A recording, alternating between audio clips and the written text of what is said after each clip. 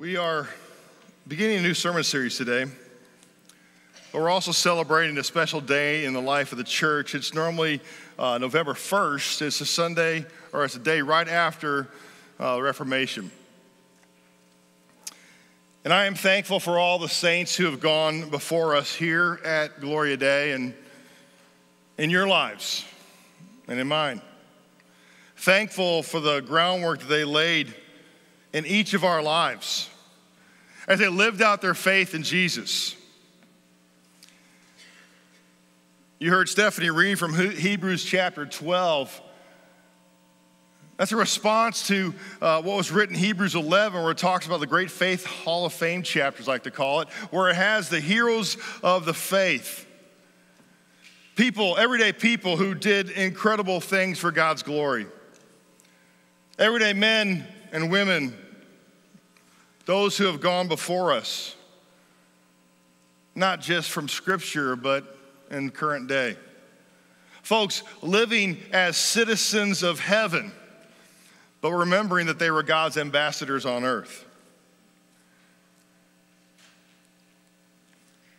So that reading from Hebrews chapter 12 says we press on. Because we're surrounded by such a great cloud of witnesses, that we can set aside every weight that sin that clings so closely to us.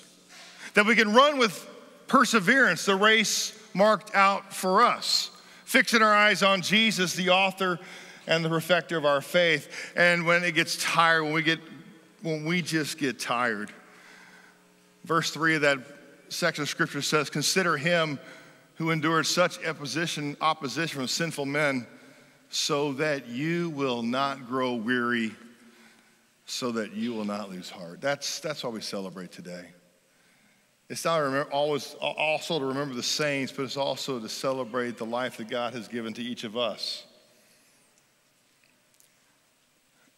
You know, this morning we're starting a new sermon series, as I said, called The Grace of Giving.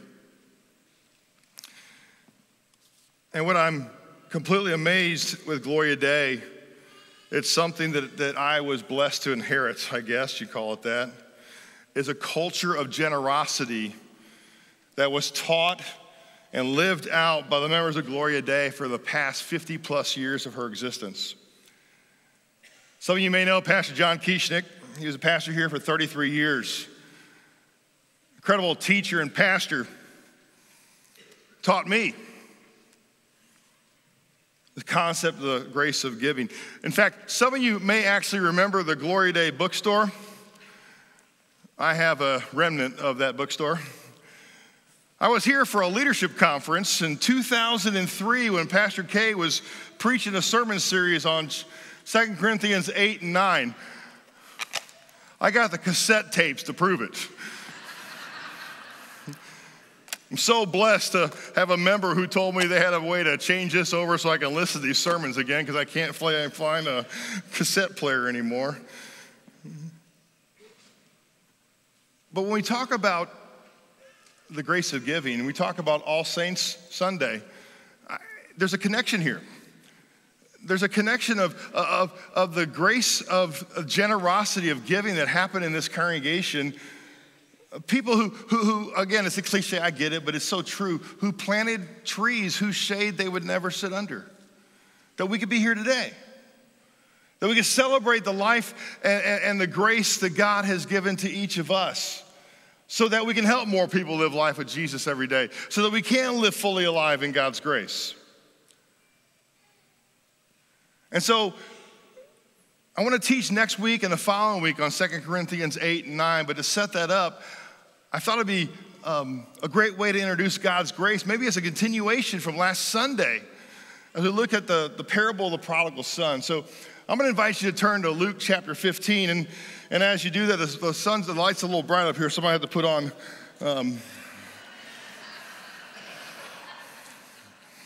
I was told I can't preach in this, but my wife is blasphemous, so I just want to make sure you guys saw it, right? So there you go. I love the fact that I got people who stand in line for me and buy me a hat. I mean, that's just awesome, y'all. Thank you, Allison. Luke chapter 15, Matthew, Mark, Luke, John, Acts. If you're using the Bibles in front of you, it's on page 874, actually 874. And as we go through this parable today, not only do I want to hear the parable, but again, an earthly story with a heavenly meaning, if you want to call it that. I want you to hear the story about this parable, but it's bigger than just a dad and two sons. It's really talking about the overwhelming grace of God, of a father who loves us unconditionally, a father who showers grace and mercy upon us when we deserve nothing, and he gives us everything. I want you to hear the shame and the humility that the father endured on our behalf, on his son's behalf. And I want you to think about how that translates also to Jesus putting his face toward Jerusalem and running, looking to our salvation. Luke 15, be in verse 11. And Jesus said, there was a man who had two sons. And the younger of them said to his father, Father, give me the share of property that is coming to me. And he divided the property between them. All right, there is a lot in just those two verses. Understand this. And by the way, I have preached this before. I love this, my favorite parable. So you're going to hear it again also probably sometime. I love this parable. According to Jewish law, a father who had two sons would leave 2/3 of his estate to the eldest and 1/3 to the youngest. Now understand, this story is told in the context of Middle Eastern culture, a culture that is dominated by fear, by honor, by shame. And this younger son comes to his dad and says, Father, I know you're going to die someday, but I can't wait for that moment to happen. So why don't you go ahead and give me my share right now? Now, in the context of this parable, his father is a picture of a man in great health. He's not on his deathbed. And so for the son to ask for the inheritance while his father is still alive is telling him, I wish you were dead. You're worth more to me dead than alive. Again, traditional Middle Eastern culture, the father would respond in only one way. Refuse, violently. Expel that son out of the house with verbal, if not physical blows. You gotta understand, this request would not only be seen as childish and selfish, but in this culture, it's despicable. It's dishonorable. It is insulting. It would have communicated to the father that the son is tired of living in his family. So much so that he wants to separate from the family. Again, the response, the father should explode with anger and vehemently refuse. But it doesn't happen. In that short verse, Jesus simply says, the father said, okay, and granted the son's request and divided the estate. So here's a couple of things I want you to see. I want you to see that Jesus is teaching that the father in this parable is not the traditional Middle Eastern father. And rather than striking his son for the disrespect and insolence, the father shockingly grants his son's request. Think about this. The father not only extends a costly form of grace while he's enduring the agony of rejected love from his son.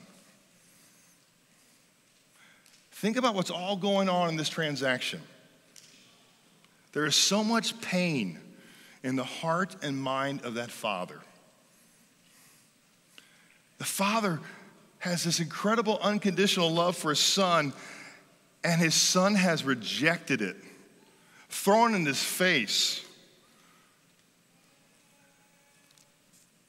But even that son's rejection, we still see the father's love that carries it out. Look at the acts of grace that just took place. The younger son is given the inheritance, even though he didn't deserve it. The father's willingness to act in love for his son rather than the pain and anguish that he's feeling. That prodigal is probably not even aware of it. Hurt, betrayal, and anger are replaced with grace. And the son now is given the freedom to break the relationship with the family by selling the family's land and leaving town. What is Jesus teaching? He's teaching us the grace of God.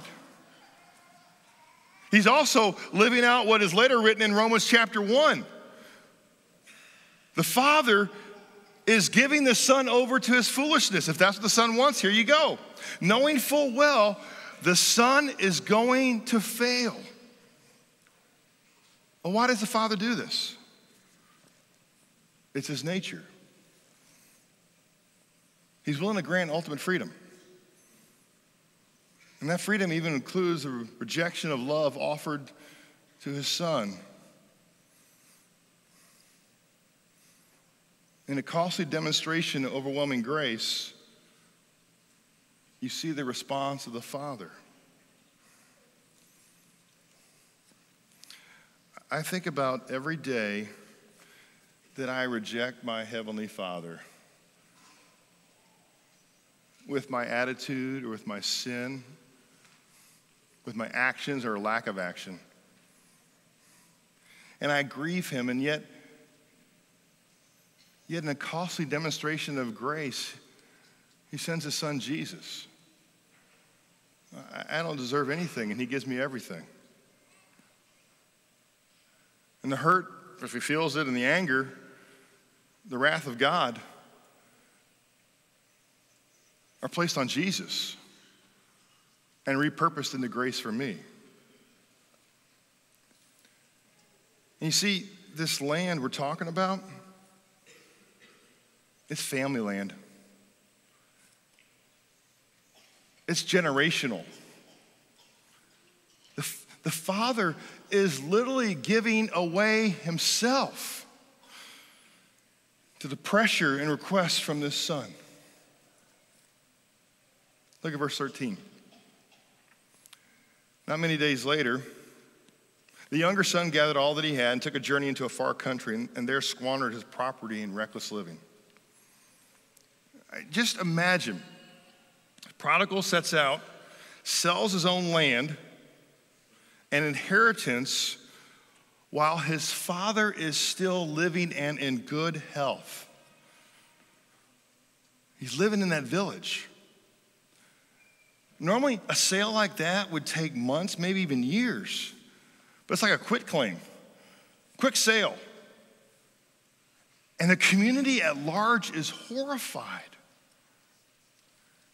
The prodigal is selling out his family. He's publicly insulting his father. This small village would be outraged. It would be so great of an outrage. There's actually a ritual that historians talk about that would literally cut the boy off from existence, that you're no longer welcome here. And would give a warning, if you come back, we can kill you. Verse 14. And when he had spent everything, a severe famine arose in that country, and he began to be in need. Man, that's just a quick summation statement of what happens. I want you to think about this. The inheritance of this son is so large, only a third of it. It's large enough to finance his journey into a far country and sustain himself for a fairly long time. How do I know that? Guess what? Great famines don't happen overnight. And so he's been living it up. But before he realizes the money's all gone, and he's in need. This boy's in a predicament. The only way he can return home is to rebuy the land and give it back to his father. That's the only way it's going to break that ceremony. That would be forgiven. But he can't. He's got no money.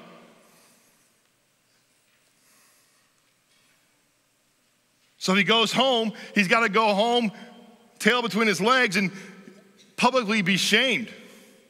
Returning is a failure, returning empty-handed. And then you got his other brother. If he's going to be welcome back in the house, he's living off his brother's inheritance. You think older brother's going to be happy about that? And then you got the village, the community's retribution. He can't go home. So he's got to figure it out now because he's going to figure it out on his own.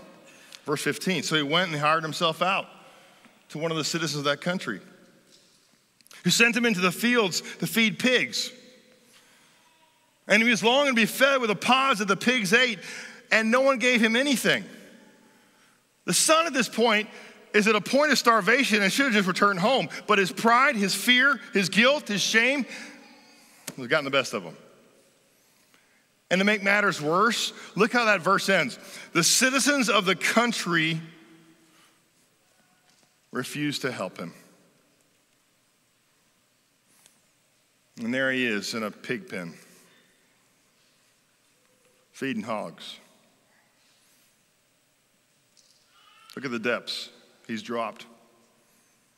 As a Jew, it's forbidden him for much less to even eat a pig, much less touch his carcass. And here he is living among them. In that final desperation, the phrase says, no one gave him anything. In short, the pigs had food, he did not. The prodigal had hit rock bottom. There may be some of you here today, in person, online, and you know exactly what this son is going through. You are at the end. You're ready to give up. You've hit rock bottom. You got nowhere else to turn. Maybe you've been there, done that. If I'm talking to you at all, please allow the overwhelming grace of God wash over you today. Look at verse 17. But when the son came to himself, he said, how many of my father's hired servants have more than enough bread, but I perish here with hunger? I will rise and go to my father, and I will say to him, Father, I have sinned against heaven and before you. I am no longer worthy to be called your son. Treat me as one of your hired servants. He arose, and he went to his father. He comes to his senses, realizes his dad's servants have it better than he does. The farm hands get 3 square meals a day. He can't even eat the corn cobs the pigs are eating. So he prepares a speech. He figures out how he's going to make amends. But he doesn't know how to get past the village. Remember, he's been cut off. He's returning as a failure. He's lost the inheritance. He's living with pigs. The village will find out. You know, close-knit societies have a way of finding out. You ever lived in a small town? Wow. Wow. I remember growing up, we'd go to Kansas every year, and phone would ring, and it'd be my aunt, what you doing? And there'd be like 3 other people on the line. It was like a party line, and, you know, it was a common line and all that good stuff. No, it wasn't like a place to hang out and have fun. It was like everybody listened in, okay? And everybody knew what was going on. And a village like that would not be kind to a son who dishonored his father. And he's not going away to find his fame and fortune and coming back and showing how well he did. He messed up bad. He offended his level at the deepest level. Now think about this. The average Middle Eastern town is going to be about 6 acres in size. Streets are narrow. They're crowded with village life. They're usually just wide enough for a camel and people to pass by. Everything happens on the street. We literally walked those streets like 3 weeks ago. And even though a majority of the stores were closed that day, there was some kind of strike going on, There was a couple stores that were open. It was still crazy and chaotic. And everybody's they're in your face, in your business, and everybody's going, and you're just like, oh. Friends are sitting around talking. Business is transacted. Goods are displayed and sold. The news of the day is passed, and whatever happens in business is everybody's business. And the prodigal's got to walk through that. Verse 20. But while he was still a long way off, his father saw him and felt compassion and ran and embraced him and kissed him. I want you to notice 4 things that just took place. The father sees him at a great distance. This isn't a picture of a father who's kind of like doing his stuff and having like, oh, here's my son. No, this is a father who knows his son will fail, who's been earnestly looking every day for months, for years, because he knows his son's going to fail. He knows his son's going to appear in rags, and he knows his son is going to be badly treated, if not killed, by the village. So the father has a plan. He's got to reach the boy before the village reaches him. Only the father can protect the son from the hostility of the village. So the father is figuring out every day, how can I rescue my son? Second thing, the father has compassion. He shows him grace. He gives him mercy. Man, a traditional Middle Eastern patriarch, he's expected to uphold the honor of the family. This boy brought dishonor. The father has full rights to do nothing with the son, but he does extraordinary. He overwhelms him with grace and mercy. The third thing the father does, he runs to him. I remember when we were walking through some of those areas, they called it a modesty kit. You had to come and you had to bring, and the guys had to make sure our knees were covered. This is disrespectful. And here's a guy in a Middle Eastern garb would have to wear long robes. They'd have to raise up the robe to run. In doing so, it'd bare his legs, which is undignified and was humiliating. The village is crowded, the streets are filled, and the father sees his son. And in a humiliating demonstration of love and grace, the father runs the gauntlet. Man, can you see a picture of Jesus? In a costly demonstration of humiliation and shame, he goes to the cross. He turns his eyes toward Jerusalem. He knows that we can do nothing to receive the grace and forgiveness that we need without him. We're at the mercy of the village, the evil one. And it's our destruction. And there he runs. And then he embraces his son and kisses him. Man, the prodigal's got his whole story all figured out. And remember Middle Eastern men? They greet each other with a kiss on the cheek as a gesture of acceptance and friendship. What is the father doing? He's demonstrating the costly demonstration of unexpected love in front of an audience. He's been working in the pig pen, so he looks nasty, he smells worse. But look how the father accepts him as is. Damaged merchandise. In all his sin and guilt and shame. And he grabs him and he holds on to him and embraces him.